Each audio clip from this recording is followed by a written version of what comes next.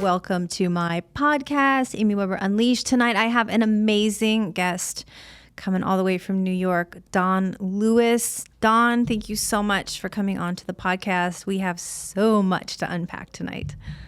Thanks so much for having me. Let's unpack. Yeah, right. Oh my goodness. So Dawn and I met on Twitter, which is a platform that I haven't been on that much, but I just found your story so fascinating. I guess for me, I love people that are inspirational, people that are kind of a bit of a vigilante like I am, and people that just don't take no for an answer. And also people that know what's right from wrong and are willing to sort of fight for the right side of justice. So tell me a little bit more about yourself. I know we talked a little bit about your upbringing, but I really want everyone to kind of hear where it all started for you. All right. So thanks for the introduction. Really happy to be on. But for the upbringing, I have a pretty diverse background, and that's kind of where a lot of the fight comes from. So, I was born in Queens, grew up in Long Island. My father is a white Jewish guy from Brooklyn, Bensonhurst, Brooklyn. My mother is from Jamaica, the island. We grew up in a predominantly white and Jewish community, which, had its own challenges. There were some challenges with the upbringing. I think as I put on Twitter before, neither one of my grandparents were at the weddings. There's a little family tensions, but, once the kids got involved and whatnot, all that was overcome.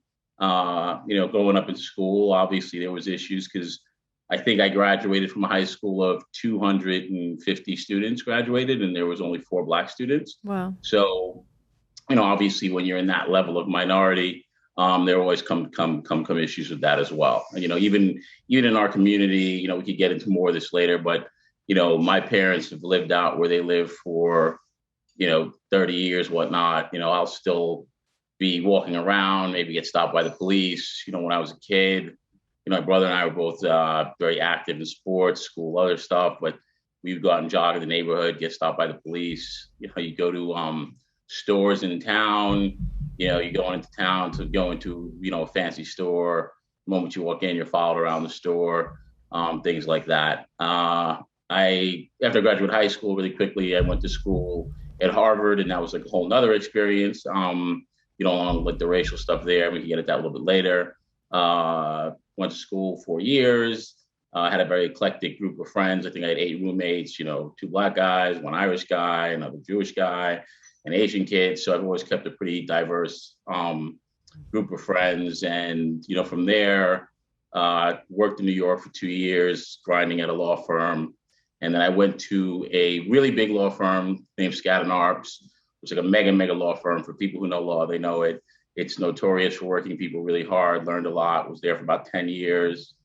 Then I worked on Roosevelt Island. There's an iconic red air tram you see in movies. It's an island between Manhattan and Queens. There were some challenges there. And then I was at WeWork, the office space company, and there's currently a WeWork documentary on Hulu, and I'm actually in the documentary quite a bit and got some press coverage on it. It was pretty cool, but that was a wild experience. And then from there, I went to a law firm that I posted about quite a bit on Twitter named Pierce Bainbridge. And, things were really odd at that place. They did not go well. And I have gotten very challenging times with them. I'm in litigation, so some things I can talk about, some I can't. But bottom line, it was a very corrupt law firm. It continues to some degree. There's tons of issues. I spoke up, and we had a big retaliation issue, and I've been, two and a half years fighting with, various lawyers, law firms, people. There's been 10 to 12 law firms on the other side of me. A funder I've been told is involved that has $700 million in the management. Wow. And even, what may resonate with people is, Mark McKasey is currently the lawyer for Matt Gaetz, and he's also a lawyer for Donald Trump and his criminal New York issues.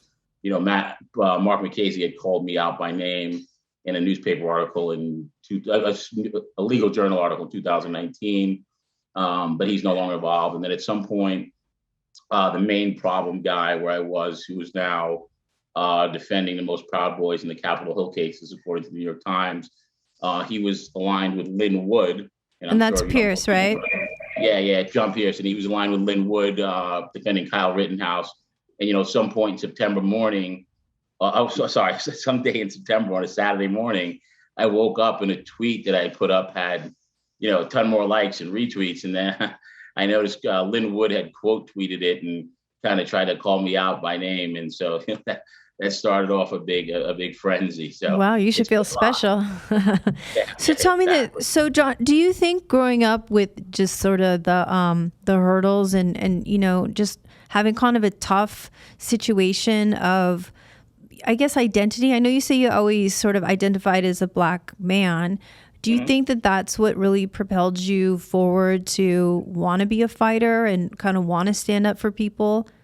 I mean, I think part of it, I sorry, go ahead. No, I just know for me, like, me coming from like a really, abusive childhood, for me, I want to speak for those that can't really, don't have maybe the courage or the platform to basically speak out for people that are, in a bad situation or can't speak for themselves. So I know you and I are a lot of like in that way. Obviously, I'm not going after Pierce or any of these others. I mean, given the opportunity, me too. yeah. Who knows? Maybe I will. But I wonder, like, what makes people so resilient, right? Like, do you think having just, we talked a little bit before, you came on about you guys not even being able to go for a jog, that the cops would stop you and just automatically assume that you were up to no good because of your skin color. Do you think that that just instilled that fight in you? From an early age? It's a lot of things that come together, but I think, first go back to the parents. They obviously had to fight, even though I wasn't around for that, you see it and kind of build something in you. And one of the other things I think, we discussed when we spoke earlier was, I mentioned that there were some family tensions when the marriage first happened, but, once those were overcome, one thing that I was very much raised on, and I, credit my parents, my siblings, I have an older brother and sister, is that like either you're a good person or you're a bad person, right? So I've always tried to stand up for what's right and who are the good people. And, even, one thing about the background, even though we were, pretty much the only Black kids and, that would cause issues. Like you'd hear racial statements, you deal with the police and whatnot. When we were younger, particularly my older brother, we were pretty good athletes and, strong guys and athletic. So, we could handle ourselves if issues came up and whatnot. And from a very young age, we both were, protectors of other people. Like, there was a special needs kids in my elementary school. People used to pick on him. Like I would jump to his back, right away. And then you'd have to fight for your own. Like, for example, we played ice hockey, right? So we played ice hockey and we'd go play out in Suffolk County. And if people who are familiar with Long Island, it's just kind of generally understood that Suffolk County is a little, it's a little bit tougher for minorities. That's what people say. Yeah. That's understood, right? And, we play hockey games out in Suffolk County, 12 years old, you're getting called the N-word, or they'll just say it because we're real to get called nigger all game. And, things end up happening, right? So, there was a time when I was 12 or 13 and we were playing a game on the cusp of New York, Nassau and Suffolk. And, one kid called me the N-word, about 3 times during the game, or 3 or 4, maybe more. And I ended up, giving him a hit and he hurt himself. And as a 13-year-old, they had to, at the end of the game, there was a bunch of rabid adults who wanted to come into the locker room to, get after me, and they had to call the police to escort me out of the building. Dang. And then, something else as well, like, given, my dad's white, my mother's darker skinned, when we would go to certain restaurants, when we would travel or where we live, you could sense, because I'm very good at reading people, you could sense the discrimination and, people trying to judge. You look at my mother who grew up, in Jamaica in the mountains, like 6 hours off the main road, and came here alone when she was 17, and is a, beautiful family, nice house, PhD in English. And you're like, this clown at whatever place is being disrespectful, we're not having that, right? Right. So you learn to kind of stand up for that. And one other thing you mentioned, standing up for others in your story, part of my thing is, what I'm dealing with Pierce, the law firm and whatnot, is, this is all over my complaints, allegations and whatnot, is, in my strong opinion, and the documents and record back it up, these are very corrupt people who, hope to run me over with, now it's maybe 10 law firms, a funder that has $700 million, people like Mark McCasey, Linwood. I happen to have the wherewithal, the training, and the ability to not let, the corporate machine and corporate bad doers run me over. So I'm standing up, for myself, obviously, because there's a lot of, I have personally vested in it, but you do hope that other people see that, and Right. it empowers them to not let them happen to it, because it's everybody's story is unique, but the story of white collar corrupt people who have money, power, running people over and trying to basically just destroy them or scare them off is not a new one. Yeah, And and some they people and listen, they get away with shit. I that's the thing that I don't understand. It's like, so why are they so upset with you? They're upset with you because you just called a spade a spade. I mean, is that what happened? pretty much, yeah. Like it was a classic. Like say something wrong, and that was not that was not received well. And there's more to it. I can't get into all that now, but Sure. that is though the general path of it. And if you look, a lot of things have been coming up in other cases recently that I won't get into in too much detail, which highly suggests that other people who were there turn the other cheek and looked at things in other situations. Some of this stuff is actually quite disturbing and will likely be coming public, pretty soon. I just can't get into it now, and it's not directly related to me. But there's a litany of stuff. I mean, in my case alone, you had two guys who were members of the bar, lawyers. They both lied under oath. Like this is not like they said I was a bad lawyer and I was a good lawyer. It's like they said I wasn't somewhere at some time, or they said something didn't happen. There's text, emails, and all that. They Right. show that. Yeah, Yeah, they're basically trying to create a diversion, right? To divert correct, the attention away from themselves and the stuff correct, that you're correct. bringing. And just so people get it too, this guy Pierce, so it's interesting for the viewers. He ran a law firm. The law firm had as clients Rudy Giuliani, Tulsi Gabbard, George Papadopoulos, Michael Avenatti, and a Russian oligarch. And in 4 years of litigation, it's a litigation only firm. They won one case, one trial to victory, and only made $500,000. But somehow during that same period of time, they were able to amass over $70 million in loans from litigation funders or cash advance lenders, Wow. and somehow they still owe 60. And the question just becomes, where did all that money go? And then you see people like Giuliani, Mark McCasey, Michael Avenatti, George Papadopoulos. You wonder, like, is there a bigger thing going on here? And what may it be? And some of that stuff's spelled out in things like written and whatnot, and people can draw their own conclusions. Yeah, it's so interesting to me. I mean, listen, I quit college. I had a full academic scholarship, and I feel like I'm a pretty intelligent person. I'm pretty well book read, but I'm not a Harvard educated woman by any stretch of the imagination. But I think in this day and age, it's so hard for me to understand. And I know I'm not alone here, where how some people can swallow the weirdest story. I mean, I literally had a childhood friend send me a video of Will Ferrell. And it was, I don't know, really old and grainy, and you could tell it had been edited. And she was just like, I'm worried about you, because these people are drinking kids' blood, and she's telling me this whole Yeah, rabbit hole thing, and I'm thinking, how? Like, how does that even seep into your life, right? And then once it yeah, seeps in, how, as you a grown ass person, not say that's ridiculous, right? I mean, like, yeah. I understand. Like, I was in the entertainment industry. I understand editing, but that's just weird. I don't know. It's hard for me. I know you and I are on the same page about this. It's like not even to go to one political side or another, but for someone just to wholly swallow some weird rabbit hole shit. There's so much of it. I don't understand what is happening.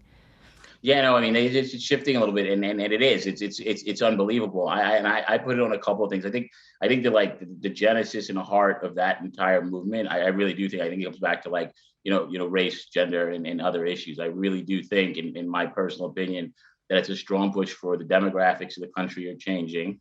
It's becoming more mixed. There's definitely more mixed marriages. You see more mixed people. You see darker people, and I look at it personally as very much like, just to be blunt, the older, white male set, like, their last bastion of hope to keep a stronghold on the country. And they They're just basically, scared. It's just fear. yeah. They're just I look at it as like a couple things. Fear of losing control to right. put policies in place that keep them in power and do what they want to do. And then, a lot of that also comes down to money, right? Like, people, in so many of these movements, right? Like the crazy things you're talking about, like you're kind of suggesting QAnon stuff, right? Right.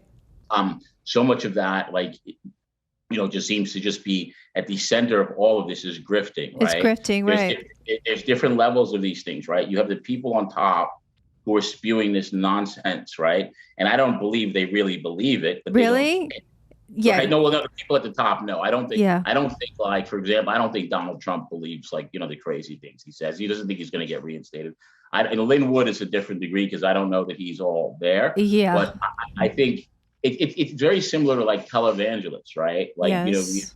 you get tons of people to come into a church and they give you money and you touch people and you And say you're you're going to healing. healing them, right?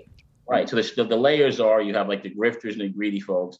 Then I think you have like just people who are stone cold, like racist, bigoted, misogynistic, xenophobic, and they don't care. They just want whoever's going to put those policies and power in place. And then at the bottom, you have people who are just disenfranchised, right? You have, people who are struggling. They're down on their luck. They can't pay their bills. Their wife left them. And then what happens? It's just a general thing. People don't want to be accountable.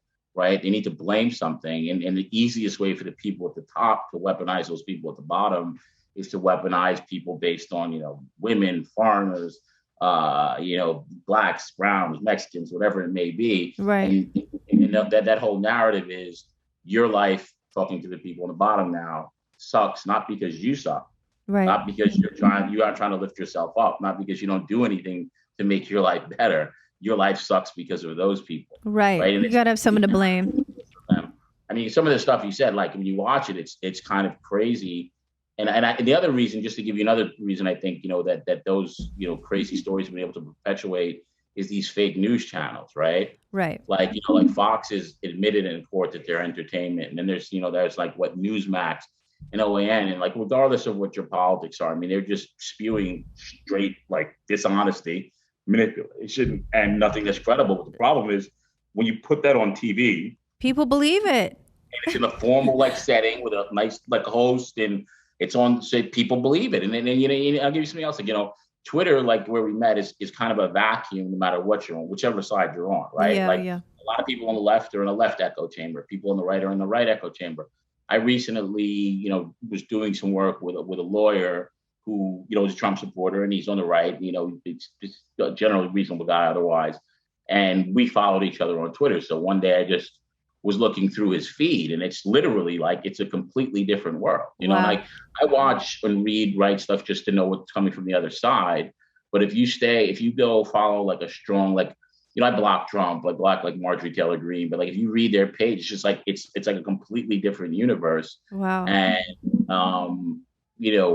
Trump's done a masterful job with the cult of personality and his ability to like catchphrase and narrative, because that's a huge part of today's culture. No, totally. I mean, I don't remember even hearing the word snowflake.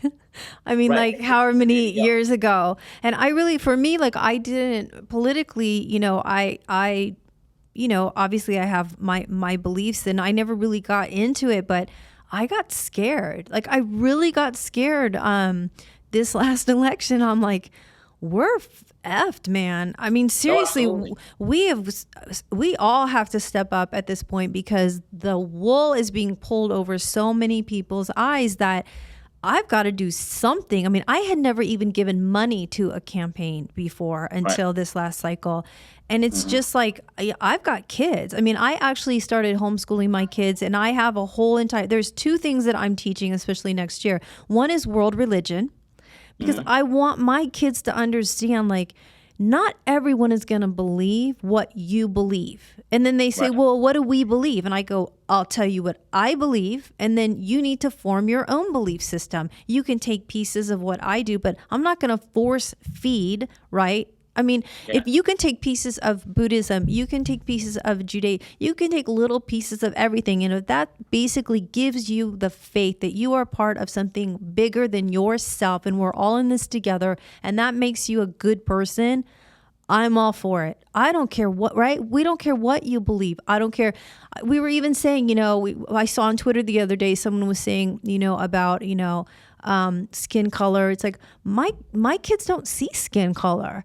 When they saw their teacher, and someone's like, oh gosh, did you need to see the new teacher? And My daughter's like, yes, she's so happy. And then, they're talking about how she was an African-American lady. And then they go, well, don't you see that she's different? She goes, yes, she's a girl. Like, she was just so happy. I mean, these are the kind of human beings that I'm trying to raise. But I just feel like, obviously, religion plays a really big part in a lot of the wars that we get into.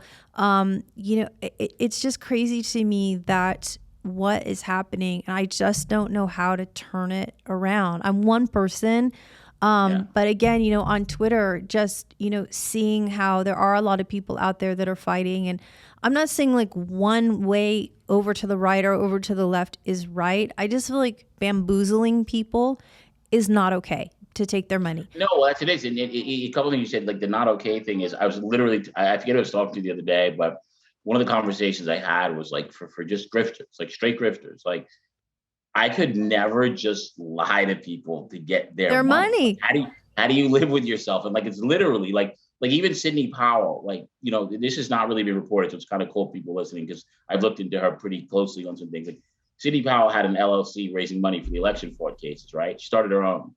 And basically, if you look at it, and I've written it somewhere, it's documented, but like the mission was to give me money so I can fight the election fraud, right? And people gave Sidney Powell money. Right. And then the election fraud and the Kraken and all that was nonsense. And then Sidney Powell was sued for defamation. Right, by Dominion. And when she responded, like legally to try to get out, she said this was not really defamation because nobody really believed what I was saying. They knew it was rhetorical hyperbole. So she's saying in court, basically, I was full of shit. Right. And everybody knew it. But if you look beneath, which most people don't, she was actually getting money for that, like through an LLC. Right. And then even now you go, so there's 3 stages. There's the money through the LLC. There's now admitting that you were full of shit. And now most recently, she was on stage in some event where she was talking about Trump being reinstated on August 6th. Right. Which is also just craziness, but I think it's part of a grift as well. And during that speech, she's emphatically talking about election fraud. So when you see that, to me, it's like this person has already admitted they were lying, but they already knew they were lying, right? Sure. And they're literally doing it to just get other people's money. And it's kind of bizarre. It is bizarre. I mean, I even read that, this recount that's going on right in Arizona, in Maricopa County, is I think they've raised over $250,000 for this recount. Yeah. It's like, But even that, when you look beneath that a little bit, so I'm not totally versed in, but I do know a little bit because of my crossing with him. Linwood kind of jumped into this Trump scene in in November or so, right? Like Linwood was working for Rittenhouse, raising money. The election came up, and she just pivoted and shifted gears. And he was out there with the Kraken, the election for it. He's a good orator, right? He's a good speaker. Sure. People listen to him, and he yada yada. And what I've been told, and I've actually seen things that show this, is that Doug Logan is one of the people running that whole Arizona election audit. That's the name of one of the individuals running it. Doug Logan actually, from things I've seen, it strongly suggests used to work for Linwood. Like he was on, like Linwood has a plantation, like a huge $8 million spread down south. Wow. And this guy was apparently there doing work for Linwood. Text messages show this, and now he's the one running it. Linwood is going around saying that Biden's not really at the White House and Trump is coming, and saying other just completely crazy stuff. Yeah. And when you see how folks, like at the end of the day, when you're trying to make sense of it all, like who believes this, who would say this, it almost always comes back to it's cliche when people say it's about the money. It's really about the money. It's only about the money. Like it seems just a massive grift. I mean, even with Trump, I think the Washington Post reported that by December 15th, before the insurrection, right? After the election, he had raised $170 million. Yes, right? And yes. Filing listen, the degree of taking them seriously is you literally have Eric Trump coming on talk shows talking about legal arguments. I mean, right. It's a joke. Well, I mean, listen, now you've got Donald Trump Jr. on Cameo. I don't even know. I don't even know what to say about that one. But I guess, I don't know, just getting back to, I know you're fighting against some pretty powerful people. Obviously, you're powerful in your own right. But I know we sort of talked about how I'm sure your friends and family have said, look, Don, just let it go. right? Oh, absolutely. But why aren't you letting it go? Well, yeah, you definitely get that. Some people are like, well, look, you have 2 degrees from Harvard. You could, do this, that, and the other thing. Why don't you let it go? I mean, it almost goes back to one of the points I said earlier. Obviously, it's personal for me. B, I think I'm sending a message to other people. Like I'm not going to get into all the details, but these people legitimately tried to run me over and destroy my life, and they continue to. And it's for 2.5 years going. Like I've had people read through things and say, I can't believe you're still standing with what you've been through with them. I mean, these are in my strong opinion, and I can walk anyone through it, any reporter out there, big time, small time wants to know, I will sit down, walk you through it, and I will say all this under the no fear of getting sued for defamation. These are some of the most unethical actors that I have seen in my strong opinion. And it basically becomes, it's almost a parallel to the other stuff we were talking about, right? It's like a win at all costs, right? With disregard for the truth, disregard for people's reputations, disregard for everything you've dug in. And my thing is, to get directly to your point, how I'm constituted is that's kind of the way we were raised as a family. If you walk all over me and try to destroy me, like I'm going to try to vindicate, restore the reputation as best I can that you've completely destroyed, and also hold you accountable for your behavior. And that's Yeah. really the biggest thing about it. I like it to me. It's always a good way to get a big reaction on Twitter if anybody wants to get one. Is you just talk about the fact that look, like you have Rudy Giuliani, right? Trial by combat, corruption for days, right? You have Trump, 5 criminal investigations. I could walk through so many things with him. Who knows what's going to happen with Matt Gaetz? Nothing's really going forward yet, but there's a lot there. You have Lynn Wood literally talking about execute the vice president. Yeah. The chief justice is a pedophile. Even You have Michael Mike Flynn. Flynn. Oh my gosh, Yes, Mike there you go, Flynn. Michael Flynn. We go right, like he's talking openly about like but here's the thing, nothing happens, right? Right. No And investigations accountability. take time. No accountability. That's the word. And then I had just said accountability. It's 100%. So it's like if it needs to be me who needs to, walk through this war and deal with all these law firms, all this smearing, all these lies and whatever to hold people accountable, then I'll do that. Because the way I see it is if people do that to me and I have the wherewithal to fight it and I walk away and just say, let it be good, it emboldens them to do it in the future. Right. It lets them off the hook to do it in the future as well. Right. Because it goes away and other people don't look. Like there's been a number of people who have reached out to me during the course of my journey and my fight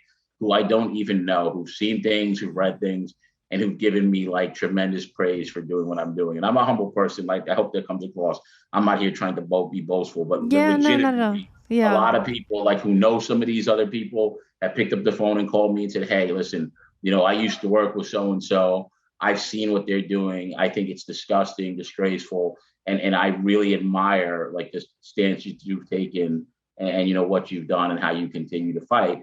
And it goes back to when you're a kid and I was playing hockey and the kid calls you an N-word all game. Like you can either just take it, go home, and keep it moving like some people do. Yeah. Or you can say, you know what, I've had enough. Now you're gonna get yours, right? Yeah, it's interesting. I mean, I remember one day I my twins were in preschool. They were probably 3 or 4 years old, and then you get that dreaded phone call. I don't know if you have kids or not, but you get that phone call from the other parent, like, I want to talk to you about your kids. And I'm thinking, oh shit, I think I raised some pretty good kids. And she started to cry and she said, I just want to thank you because I guess some little asshole boy threw sand in her little girl's eyes and my kids came to her rescue.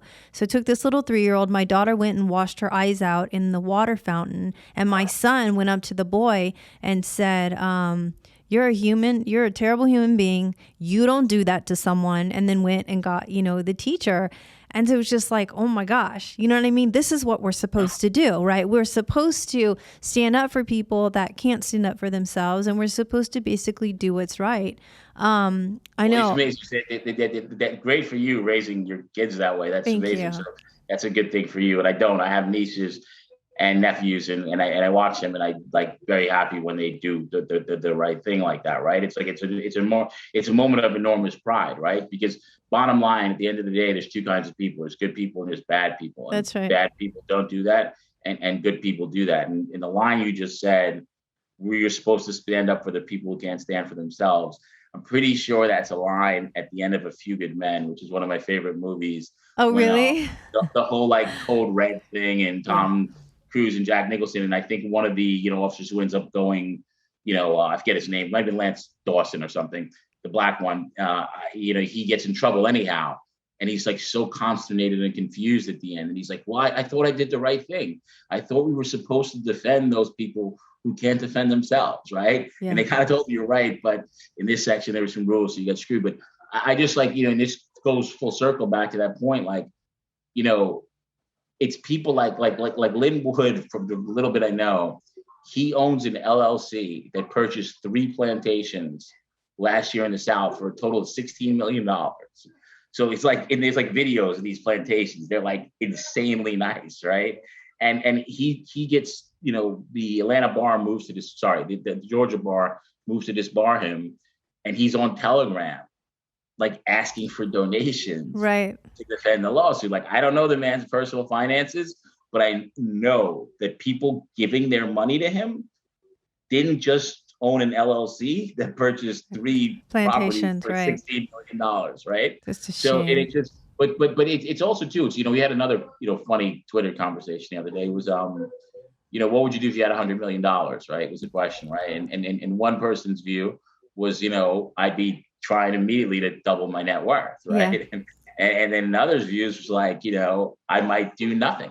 And then another view was I'd use it to try to help people. And one of the things that came out of it was, and I said this was, I truly do not understand super wealthy people who don't help others in any way. Right. And then there's worse than that. Like, there's one is not helping others, and the further than that is actually taking from others, Sure. like continuing to grift, like with reckless abandon. Yeah, it's crazy. I mean, look, I think at the end of the day, I mean, I definitely believe in manifestation. I believe in karma.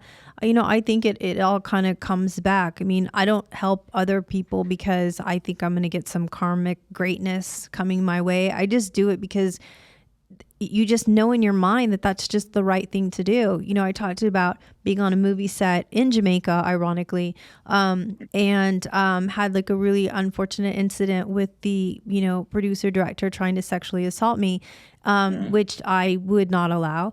And he was not very happy with that, and basically, slammed me up against a door and told me he was going to bury me where no one would find me. And so I did have to escape Jamaica. He made me out to be a racist, which was really rich at the point because I was engaged to a mixed man who was white and black. I was pretty much the least racist person ever. But he wanted to turn the crew against me. He just was using that fear, right, that I had no one to talk to.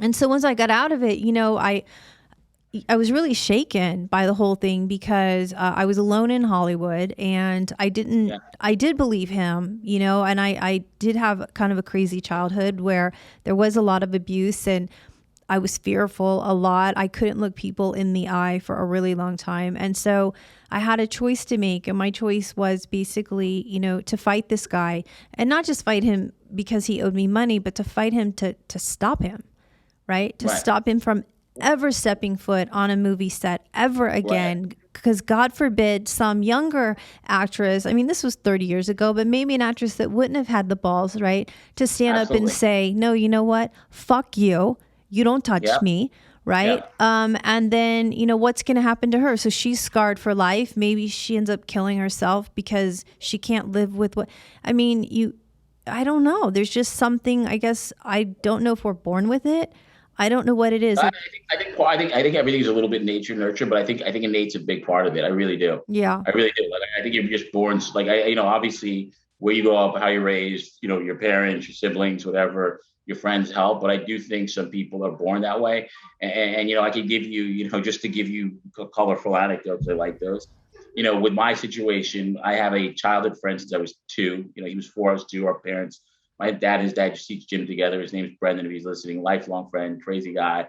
And he knows about all my struggle, and people see it, and they're like, wow, that's crazy, like your friend, yada, yada. And the other day, talking to Brendan, he said, he has a new girlfriend now. He recently got divorced. And he said, she was reading it, and she's like, oh my God, what's happening to Don is so bad. Like, how is he dealing? And he said, listen, I've known Don since I was 4 and he was 2.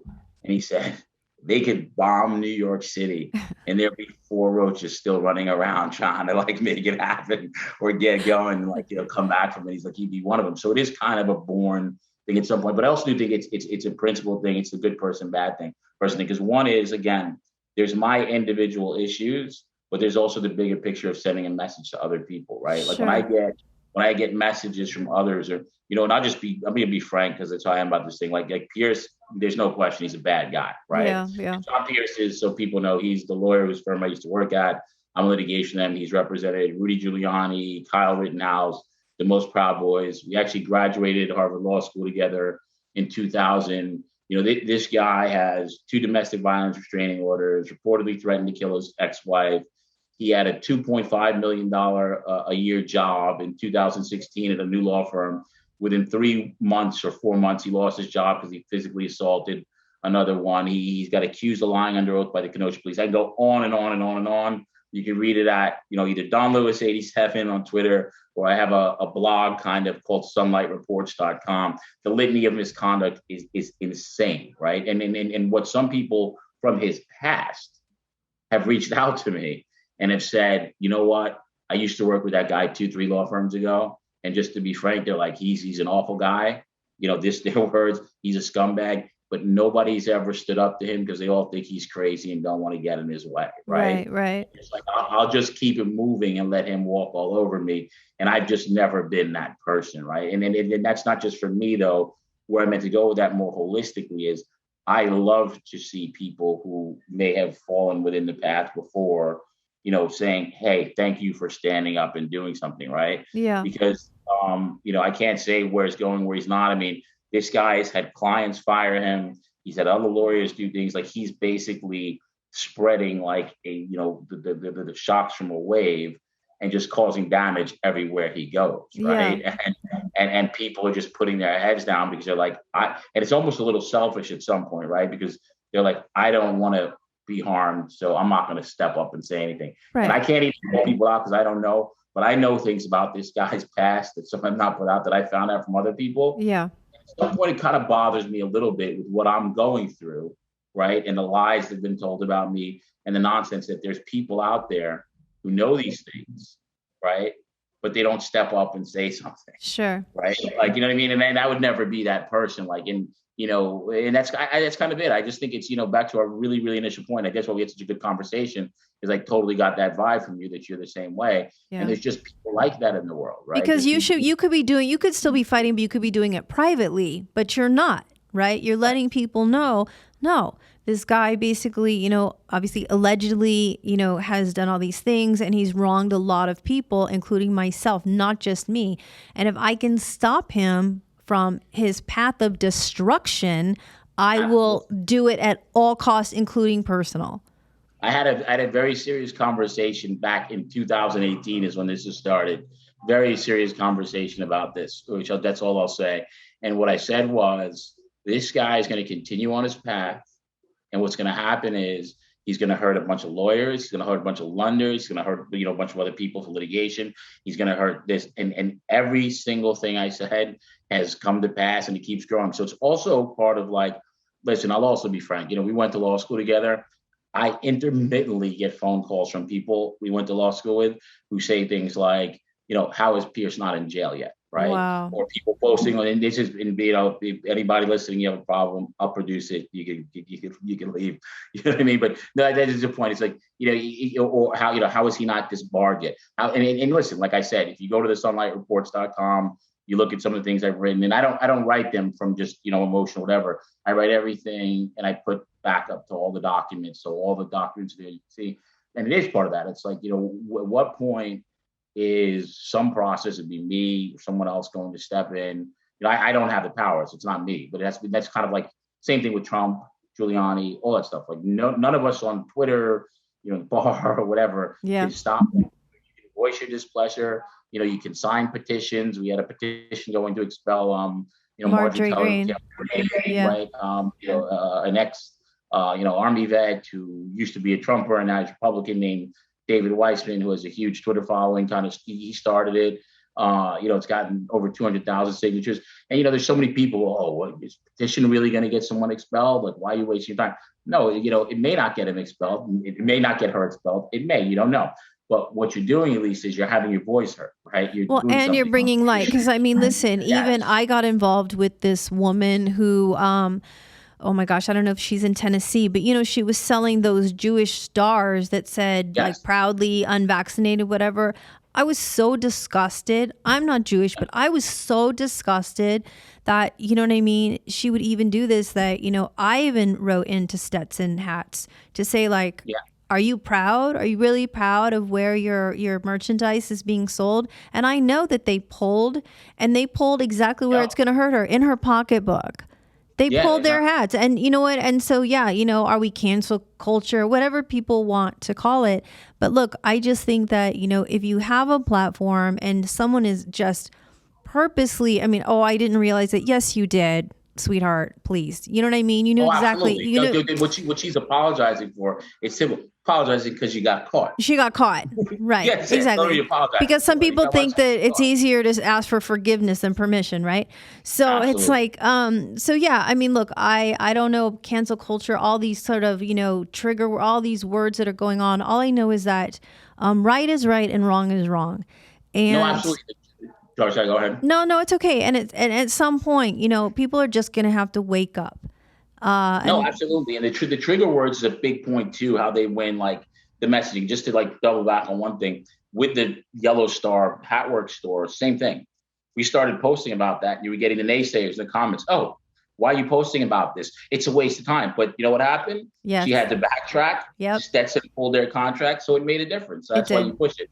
And now with the cancel culture, that's one thing I think, particularly Trump, because Trump is very, very, and I always call it, I know you have some background, but I've said this from the beginning, 2016, because I'm a fan. I've told you that, like, Trump is WWE politics, right? Right. He gets up there, like, The Rock is like, give me a hell no, right? Like, that's the bottom line because Stone Cold said so. And The Rock is like, you smell The Rock is cooking. Catchphrases, the whole arena goes crazy. Yes. Trump is like catchphrases. He literally does it's catchphrases. And what the Democrats do not do as well is, like cancel culture. Like cancel culture, the way I was raised is called consequences for your actions. Accountability. Right? That's right. Accountability. Right? It's not cancelable. Yeah. But they message it that way. Like, even in the first impeachment, it's quid quo pro, right? Yeah. And an average person does not know what quid quo pro means. Like the Democrats just say bribes, right? Right. It's like some lawyers use Latin all the time. Nobody knows what you're talking about. And even, I know this is more touchy, but like the whole phrase, like, defund the police, I was never a fan because it's so easy to attack. It sounds like you're taking away money. Sure. There's other ways to measure that. Police the police. Like, I know a common tweeter we know is Dave 50 Shades Away. He's the one who said police the police, which is a great phrase, right? Yeah. His way of working. It's reform police, but I love him. I love him, by the way. He's the coolest guy. Really insightful guy. Very, very insightful. But that's a big part of it. It's the messaging and just the bigger thing is like, we distill it all down. It generally is like there's just good and there's evil. I mean, you look at, I ask sometimes jokingly, or not jokingly, or whatever on Twitter, like, you look at Donald Trump.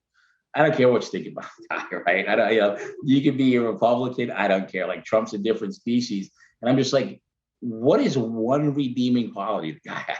Yeah, just one. Like, in terms of like, even this whole business with Liz Cheney, right? Yada yada. Like, you may not have liked Dick Cheney. You may not have liked Dick Cheney's politics, but Dick Cheney's clearly a smart, calculating guy who works to get where he is. Yes. Like, what is Trump done? Like, Yeah, no, for sure. It's funny. We talk about these catchphrases, and then it makes me realize about these jingles, right? That people use in commercials to get you to remember their product. Absolutely. I mean, it's very reminiscent of that, right? That's a great point. No, it's 100% is. I mean, years later, you remember it, right? Yes. Like you really do. And you can get a lot of curry with, those kind of jokes. Like, I mean, I'm going to date myself with different things, but yeah, you remember these things, and that's how you remember products. And in this day and age, like, the fact is, a lot of people are not really reading anymore, right? I mean, messages are quick, and here's a huge, big thing. Like, a huge thing is, when, and I'm sure you can relate to, like when I was a kid, like, Howard Dean like screamed primarily during an election event or something. Yes, And right. it's like, that killed his election, because the It reason did. why is there was no Twitter and Facebook, and it was in the newspaper at the top of your driveway in the morning. And then it was in the morning news. It was on the night news. I It was in the remember news. that. It's like Howard Dean lost his marbles. I remember this. Yeah. Yeah. But just juxtapose that to like what Trump is doing every day, Yeah. right? And the reason he's getting away with it is because there's a lot of reasons to get away with it. But one is that it's like there's a new news story every half a second, Sure. right? Like the news cycle just goes, right? Yeah, It's not anymore like, hey, wake up in the morning, pick up the paper at the top of the driveway, one story, watch the nightly news at like 11:30 and 11 o'clock and hear the stories. It's just it just moves, and Yeah. that kind of, they're using that to their advantage. So tell me this. So what's the end game for you?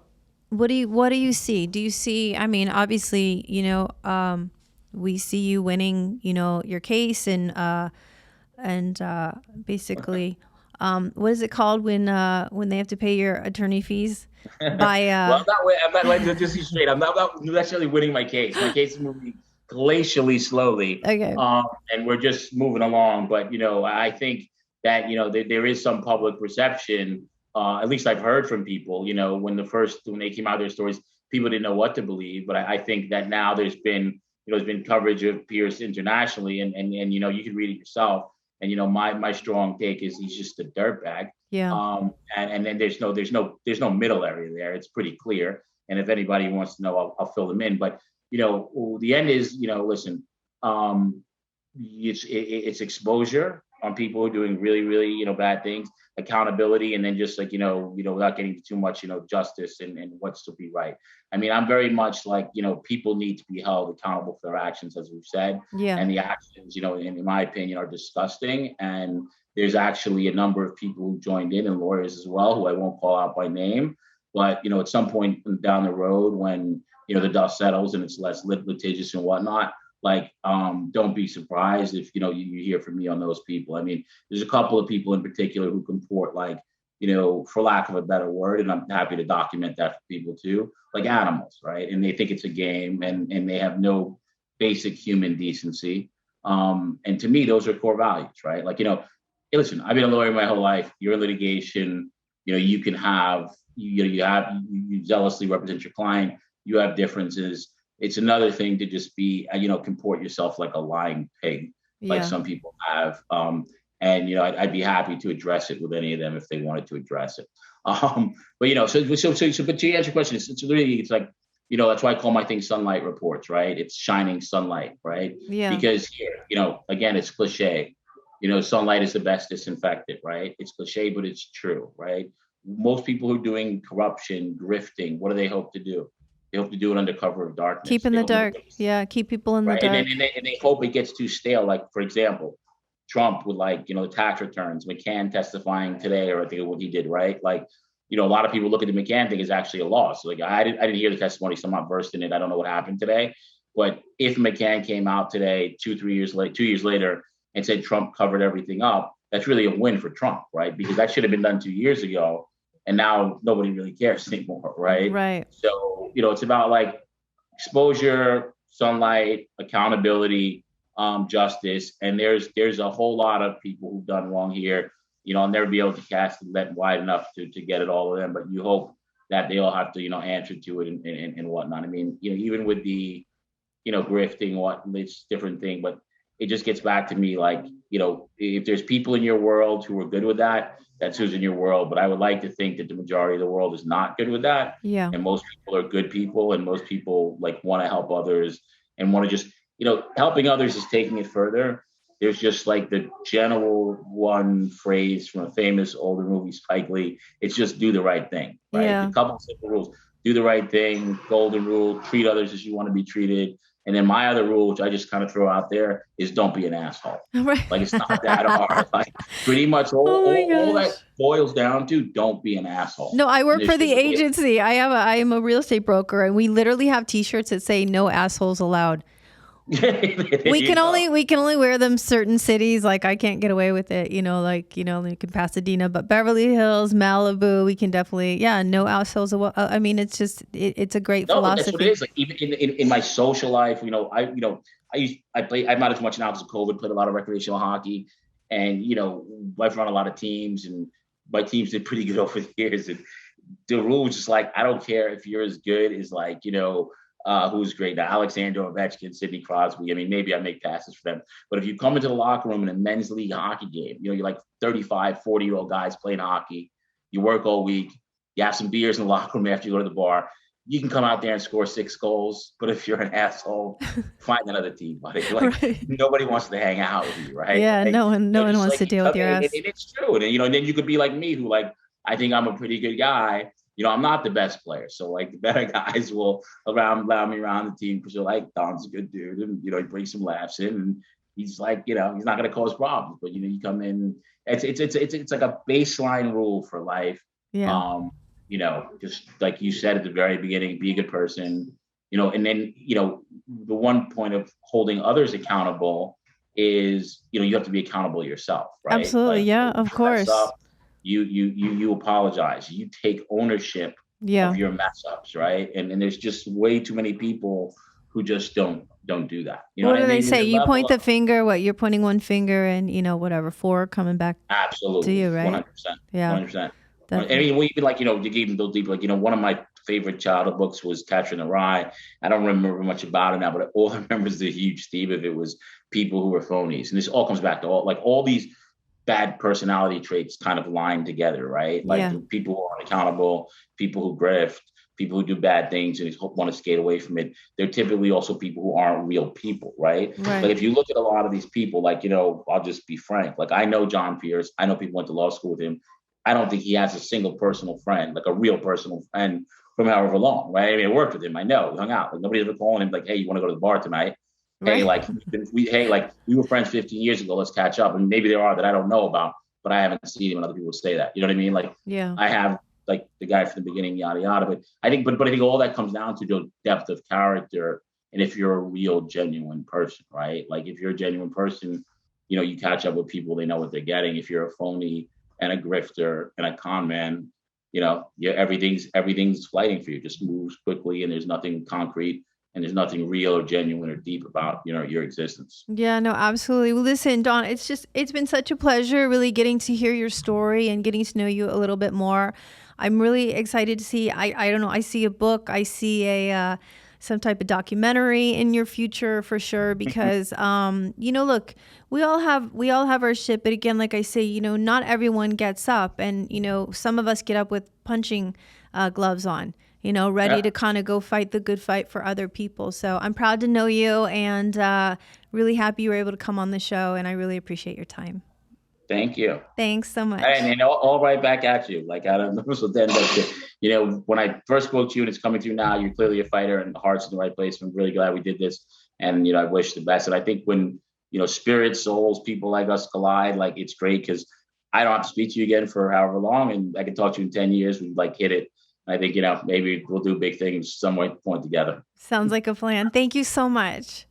Thank you very much, Okay. Amy. All right. Bye.